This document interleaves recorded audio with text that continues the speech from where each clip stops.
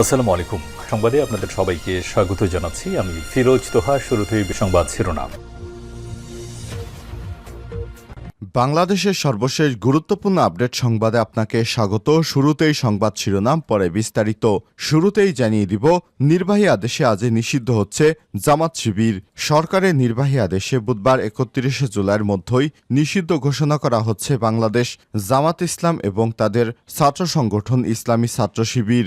এই তথ্য নিশ্চিত করেছেন আইনমন্ত্রী আনিসুল হক। মন্ত্রণালয় সূত্র থেকে জানা গেছে, বুধবার এ বিষয়ে প্রজ্ঞাপন জারি হতে পারে।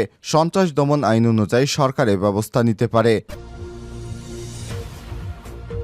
এরপর জানিয়ে দিব, জামাতেরও রাজনীতি করার অধিকার রয়েছে বললেন লেবারের ডেমোক্রেটিক এলডিপির প্রেসিডেন্ট অবসরপ্রাপ্ত কর্নেল অলি আহমেদ বীর বিক্রম। এদিকে জনদৃষ্টি ভিন্ন খাতে সরাতেই জামাত ইসলামকে নিষিদ্ধের উদ্যোগ নিয়েছে সরকার, বলছেন বিপ্লবী ওয়ার্কার্স পার্টির সাধারণ সম্পাদক সাইফুল হক। জানিয়ে দিব, নিষিদ্ধ করার প্রতিবাদে শিবিরের বিবৃতি। আওয়ামী লীগের নেতৃত্বাধীন ১৪ দলীয় বৈঠকে বাংলাদেশ জামাত ইসলাম এবং ছাত্র শিবিরকে নিষিদ্ধ করার বেআইনি এবং এখতিয়ার বহির্ভূত সিদ্ধান্তের প্রতিবাদ জানিয়েছে বাংলাদেশ ইসলামী ছাত্র শিবির। আজ সংগঠনটির কেন্দ্রীয় প্রচার সম্পাদক সাদেক আবদুল্লাহ স্বাক্ষরিত এক বিজ্ঞপ্তিতে এই সব তথ্য জানানো হয়েছে। এদিকে গণভবন এবং বিমানবন্দর অ্যাটাকের পরিকল্পনা ছিল জঙ্গিদের, অভিযোগ করলেন আওয়ামী লীগের তথ্য প্রতিমন্ত্রী এ আরাফাত। প্রতিমন্ত্রী বলেন, জঙ্গিরা টেলিভিশন ভবনে কেন অ্যাটাক করতে গেল, মেট্রো রেলের সঙ্গে কি সম্পর্ক কোটার? তবুও ছড়িয়ে পড়েছে তারা পুলিশ স্টেশন অ্যাটাক করেছে, তাদের বিমানবন্দরে অ্যাটাকের প্ল্যান ছিল।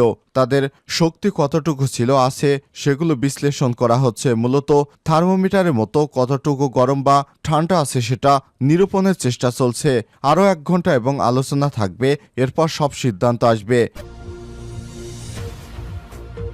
এবং সর্বশেষ জানিয়ে দিব, আজ থেকে সব অফিস স্বাভাবিক নিয়মে চলবে। আজ বুধবার থেকে সব অফিস স্বাভাবিক নিয়মে চলবে বলে জানিয়েছেন জনপ্রশাসন মন্ত্রণালয়। মঙ্গলবার জনপ্রশাসন মন্ত্রণালয়ের এক খুদে বার্তায় সব সিদ্ধান্ত নেওয়া হয়েছে। কোটা আন্দোলনকে ঘিরে সৃষ্ট পরিস্থিতিতে কয়েকদিন বন্ধ, আরও কয়েকদিন সীমিত পরিসরে অফিস চলার পর আজ বুধবার থেকে আবারও স্বাভাবিক নিয়মে অফিস চলা শুরু হয়েছে। প্রিয় দর্শক, এতক্ষণ শুনছিলেন সংবাদ শিরোনাম, এবারে বিস্তারিত। তবে তার আগে বন্ধুরা, অনুরোধ থাকবে সংবাদটিতে একটি লাইক দিয়ে দিন, কমেন্ট করে জানিয়ে দিন এই ভিডিওটি আপনি কোন স্থান থেকে বা বিশ্বের কোন দেশ থেকে দেখছেন এবং শুনছেন। আর আপনি যদি আমাদের চ্যানেলে নতুন হয়ে থাকেন বন্ধুরা, সংবাদটি দেখতে দেখতে চ্যানেলটি সাবস্ক্রাইব করে রাখুন, যাতে করে আমাদের লেটেস্ট আপডেট সংবাদগুলো সবার আগে আপনার কাছে পৌঁছে যায়। এবারে বিস্তারিত। নির্বাহী আদেশে আজই নিষিদ্ধ হচ্ছে জামাত শিবির। সরকারের নির্বাহী আদেশে বুধবার ৩১ জুলাই মধ্যেই নিষিদ্ধ ঘোষণা করেছে বাংলাদেশ জামাতে ইসলামী ও তার ছাত্র সংগঠন ইসলামী ছাত্র শিবির। মঙ্গলবার ৩০ জুলাই এই তথ্য নিশ্চিত করেন আইনমন্ত্রী আনিসুল হক। মন্ত্রণালয় সূত্রে জানা গেছে, বুধবার এ বিষয়ে বিজ্ঞাপন জারি হতে পারে। সন্ত্রাস দমন আইন অনুযায়ী সরকার এই ব্যবস্থা নিতে পারে। এর আগে সোমবার ২৯ জুলাই বাংলাদেশ জামাতে ইসলামী ও তাদের ছাত্র সংগঠন ইসলামী ছাত্র শিবিরকে দেশের রাজনীতিতে নিষিদ্ধ করতে একমত হয় আওয়ামী লীগের নেতৃত্বাধীন ১৪ দলীয় জোট। প্রধানমন্ত্রী শেখ হাসিনার সরকার বাসভবন গণভবনে অনুষ্ঠিত জোটের বৈঠকে সর্বসম্মতভাবে এই সিদ্ধান্ত গৃহীত হয়। বৈঠক শেষে গণমাধ্যমের প্রধান ফটকের সামনে বিস্তারিত তুলে ধরেন আওয়ামী লীগের সাধারণ সম্পাদক ওবায়দুল কাদের। তিনি বলেন, সন্ত্রাস, ষড়যন্ত্র, চোরাগোপ্তা হামলা করে দেশকে অকার্যকর করার চেষ্টা করছে যে অপশক্তি, তাদের জাতীয় স্বার্থেই নির্মূল করতে হবে। জাতীয় স্বার্থে দেশবিরোধী অপশক্তি জামাত শিবিরের রাজনীতি নিষিদ্ধ করার সর্বসম্মতভাবে সিদ্ধান্ত গৃহীত হয়েছে। ছাত্রদের নিরাপত্তা আরও জোরদার করতে ও তাদের হয়রানি না করার আইন শৃঙ্খলা বাহিনীর প্রতি আহ্বান জানানো হয়েছে। ওয়ার্কস পার্টির সভাপতি রাশেদ খান মেনন বলেন, রাষ্ট্র ও স্বাধীনতা ভুলুণ্ঠিত করতে জামাত শিবির কোমলমতি শিক্ষার্থীদের অরাজনৈতিক আন্দোলনকে হাতিয়ার হিসেবে ব্যবহার করছে। দেশকে সন্ত্রাস ও জঙ্গি মুক্ত করতে জামাত শিবির নিষিদ্ধ করার দাবি করে থাকেন। জামাত শিবির নিষিদ্ধের সিদ্ধান্তে সরকার দ্রুত বাস্তবায়ন করবেন। জাতীয় সমাজতান্ত্রিক দলের সভাপতি হাসানুল হক ইনু বলেন, জামাত ও শিবিরের রাজনীতি নিষিদ্ধের প্রস্তাবনা দেওয়া হয়েছে। জামাতেরও রাজনীতি করার অধিকার রয়েছে, বললেন কর্নেল ওলি।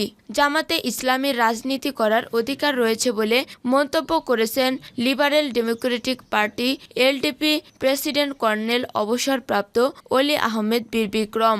মঙ্গলবার 30শে জুলাই রাতে জামাত শিবিরকে নিষিদ্ধের সিদ্ধান্তের প্রতিক্রিয়ায় কালবেলাকে একথা বলেন ওলি আহমেদ। তিনি বলেন, দেশের বিদ্যমান পরিস্থিতিতে ক্ষমতাসীন আওয়ামী লীগ সরকারের পদত্যাগী সংকটের একমাত্র সমাধান। যত দ্রুত সম্ভব তাদের পদত্যাগ করতে হবে। এটা তাদের জন্য যেমন মঙ্গল, দেশের জন্য তেমনি মঙ্গলজনক হবে। এমন সময় সরকার কাকে কি করলাম না করলাম, জামাতে ইসলামীকে নিয়ে কি বললাম না বললাম, জনগণ তাতে কর্ণপাত করবে না, সেটা গ্রহণ করবে না। তিনি আরো বলেন, সরকার গায়ের জোরে যে কোনো কিছু করতে পারে, কিন্তু সেটা বেশি দিন টিকবে না। তাছাড়া জামাতের লোকরাও এদেশের নাগরিক, তাদেরও রাজনীতি করার অধিকার আছে। যুগপৎ আন্দোলনের অন্যতম শীর্ষ নেতা ওলি আহমেদ বলেন, বিগত 1 মাস ধরে সরকার যে কর্মকাণ্ড পরিচালনা করছে, তারা নির্বিচারে আমাদের ছেলেমেয়েদের হত্যা করছে, সাধারণ মানুষকে রাস্তায় হত্যা করছে। হত্যার সংখ্যা কয়েকশোর উপরে, আহতের সংখ্যা কয়েক হাজারের উপরে, বিনা কারণে গ্রেপ্তারের সংখ্যা 12,000-এর ঊর্ধ্বে। সুতরাং এই সরকারের ক্ষমতায় থাকার আর কোনো অধিকার নেই। জনদৃষ্টি ভিন্ন দিকে সরাতেই জামাত নিষিদ্ধের উদ্বেগ, বললেন সাইফুল হক। শিক্ষার্থীদের কোটা সংস্কার আন্দোলন ঘিরে সহিংসতায় প্রাণহানিতে নিজেদের পদত্যাগের দাবি থেকে জনদৃষ্টি ভিন্ন দিকে সরাতেই সরকার এই সময়ে জামাতে ইসলামীকে নিষিদ্ধের উদ্যোগ নিয়েছে বলে মন্তব্য করেছেন গণতন্ত্র মঞ্চের অন্যতম শীর্ষ নেতা ও বিপ্লবী ওয়ার্কার্স পার্টির সাধারণ সম্পাদক সাইফুল হক। তার মতে, ভবিষ্যতে আত্মরক্ষার্থে জামাত তাদের ঘনিষ্ঠ হলে আওয়ামী লীগের এই অবস্থান থাকবে না। সরকারের জামাত শিবিরকে নিষিদ্ধের উদ্যোগের প্রতিক্রিয়া মঙ্গলবার 30শে জুলাই রাতে কালবেলাকে সাইফুল হক এসব কথা বলেন। গণতন্ত্র মঞ্চের এই নেতা বলেন, শিক্ষার্থীদের কোটা সংস্কার আন্দোলন ঘিরে সহিংসতায় প্রাণহানি, গ্রেপ্তার, নির্যাতনের ঘটনায় সরকারের পদত্যাগের দাবিতে জনগণ ও সকল বিরোধী দল এখন সোচ্চার। এমন অবস্থায় সরকার নিজেদের আত্মরক্ষার জন্য পুরো ইস্যুকে ভিন্ন দিকে নিতে জামাতকে নিষিদ্ধ করার উদ্যোগ নিয়েছে। সহিংসতায় দায় চাপিয়ে জঙ্গি মতাদর্শ কিংবা জঙ্গিবাদী যুক্তিতে তারা এটা করতে যাচ্ছে। তবে আমাদের মতে কোনো বহুত্ববাদী সমাজ কিংবা গণতান্ত্রিক পরিবেশে বিশেষ করে দলকে নিষিদ্ধ করে প্রকৃতপক্ষে তার মূল্যোৎপাটন করা সম্ভব নয়, যদি রাজনৈতিক, সামাজিক ও সাংস্কৃতিক এটা করা না যায়। তিনি বলেন, 71-এর যুদ্ধ অপরাধের জন্য তাদের বিচার কিংবা দল হিসেবে জামাতকে নিষিদ্ধ করার দাবিতে মুক্তিযুদ্ধের পরে এসেছিল, কিন্তু বিগত 53 থেকে 54 বছরে জামাতকে নিষিদ্ধ করা হয়নি।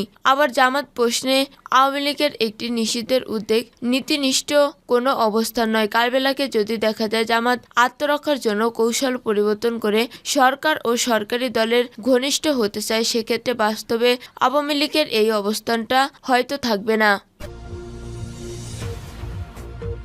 নিষিদ্ধ করার প্রতিবাদে শিবিরের বিবৃতি।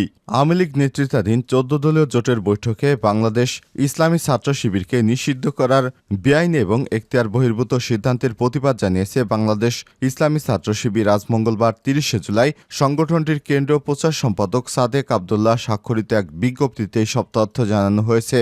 যৌথ এক বিবৃতিতে কেন্দ্রীয় সভাপতি মঞ্জুরুল ইসলাম এবং সেক্রেটারি জেনারেল জাহিদুল ইসলাম বলেন, বাংলাদেশে ছাত্র রাজনীতিতে একটি আদর্শিক সংগঠন এবং নিয়মতান্ত্রিক ছাত্র সংগঠন বাংলাদেশ ইসলামী ছাত্র শিবির প্রতিষ্ঠালগ্ন থেকেই দেশের প্রচলিত সংবিধানে শান্তিপূর্ণ উপায়ে কার্যক্রম পরিচালনা করে যাচ্ছে এবং ভবিষ্যতেও করে যাবে ইনশাল্লাহ। জাতীয় উন্নয়ন, অগ্রগতি এবং ছাত্রবান্ধব সংগঠন হিসেবে দেশের ছাত্র সমাজ এবং আপামর জনগণের আস্থার প্রতীকে পরিণত হয়েছে সংগঠন। সুতরাং ছাত্র শিবিরকে নিষিদ্ধ করা যে আওয়ামী লীগের সিদ্ধান্ত তা সম্পূর্ণ বেআইনি এবং অবৈধ, জাতি বিধ্বংসী, এখতিয়ার বহির্ভূত এবং সংবিধান পরিপন্থী। একই সঙ্গে এটা ছাত্র সমাজের সঙ্গে স্রেফ প্রহসন ছাড়া আর কিছুই নয়। আমরা তাদের এই হঠকারী এবং এখতিয়ার বহির্ভূত সিদ্ধান্তের তীব্র নিন্দা এবং প্রতিবাদ জানাচ্ছি।